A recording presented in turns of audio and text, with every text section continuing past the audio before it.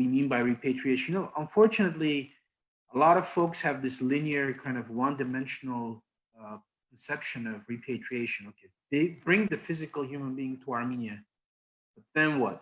Then what?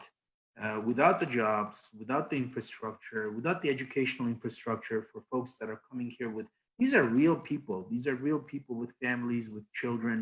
You need to tend to their needs. Currently, we don't have the infrastructure to absorb a large number of repatriates. So to talk about repatriation, to plan for repatriation is a task that's going to take some serious work, serious consideration.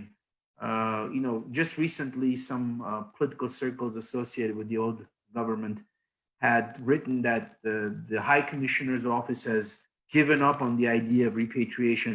Nothing could be further from the truth.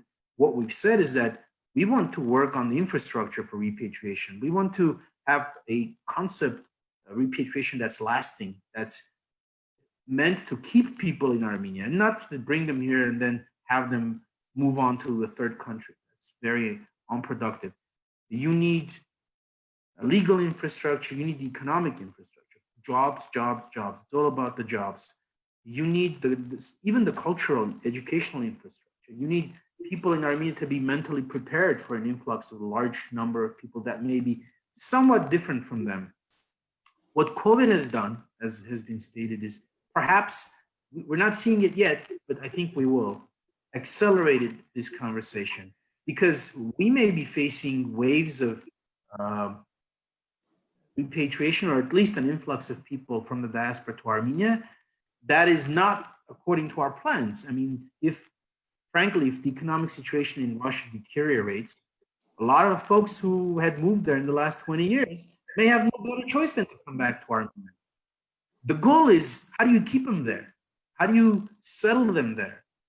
What are our long-term plans? What are the resources we're willing to contribute to it? How fast can we develop the industry, the economy, to absorb these waves? And I'm using Russia just as one example. Again, we mentioned Lebanon, Iran. These are crises that have been ongoing, and we are on the cusp of something happening there too. So in other words, you know, it's a double-edged sword. It's unfortunate what's happening. COVID is happening, and it's certainly it's depriving us of the financial means that we would otherwise have to perhaps deal with some aspects of repatriation, but also going to force us to face this issue, and I think have a more serious and more sincere commitment to repatriation. We'll see.